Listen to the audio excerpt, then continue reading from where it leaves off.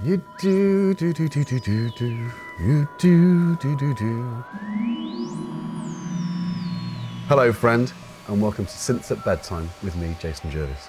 Today's synth is the Pittsburgh Modular Microvolt 3900 going through an Eventide H9. Today's book is The Hitchhiker's Guide to the Galaxy by Douglas Adams. That's the novelization of the radio play. The Hitchhiker's Guide to the Galaxy is a wholly remarkable book. It has been compiled and recompiled many times over many years and under many different editorships. It contains contributions from countless numbers of travellers and researchers. The introduction begins like this. Space, it says, is big, really big. You just won't believe how vastly, hugely, mind-bogglingly big it is. I mean, you may think it's a long way down the road to the chemist, but that's just peanuts to space. Listen. And so on. After a while, the style settles down a bit and it starts telling you things you actually need to know, like the fact that the fabulously beautiful planet Bethlehem is now so worried about the cumulative erosion by 10 billion visiting tourists a year that any net imbalance between the amount you eat and the amount you excrete whilst on the planet is surgically removed from your body weight when you leave. So every time you go to the lavatory there, it is vitally important to get a receipt. To be fair though, when confronted by the sheer enormity of distances between the stars, better minds than the one responsible for the guide's introduction have faltered.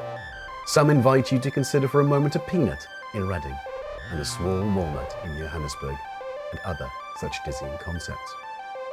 The simple truth is that interstellar distances will not fit into the human imagination. Even light, which travels so fast that it takes most races thousands of years to realise that it travels at all, takes time to journey between the stars. It takes 8 minutes from the star Sol to the place where Earth used to be, and 4 years more to arrive at Sol's nearest stellar neighbour, Alpha Proxima.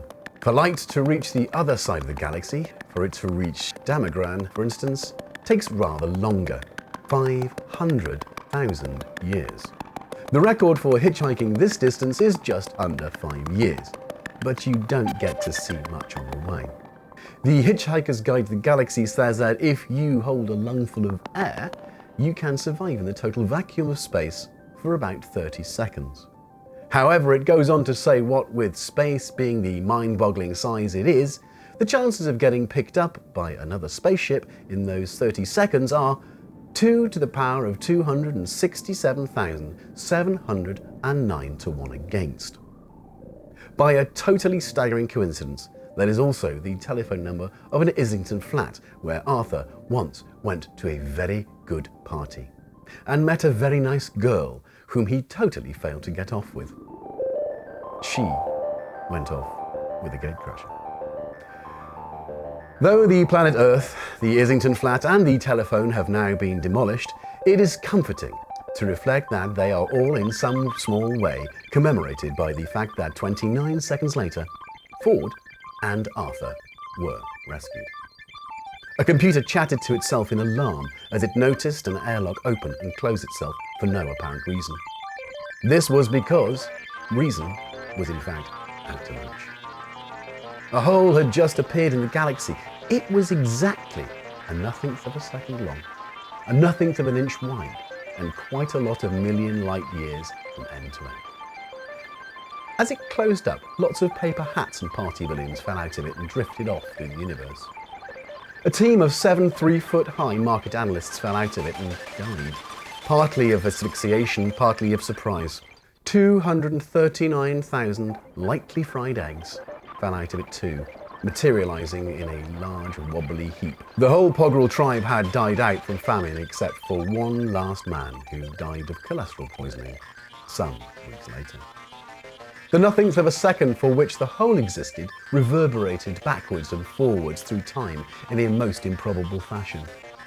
Somewhere in the deeply remote past, it seriously traumatized a small random group of atoms, drifting through the empty sterility of space, and made them cling together in the most extraordinarily unlikely patterns.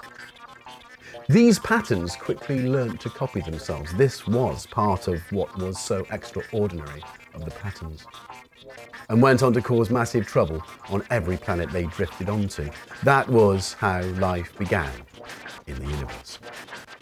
5 wild event maelstroms swirled in vicious storms of unreason and spewed up a pavement.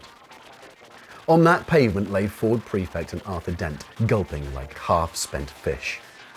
"There you are," gasped Ford, scrabbling for a finger hold on the pavement as it raced through the third reach of the unknown.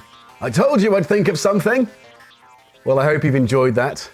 Remember to like, subscribe, share, and enjoy. Hit the notification button. And please feel free to suggest other works you may like me to cover. And until the next time, don't panic.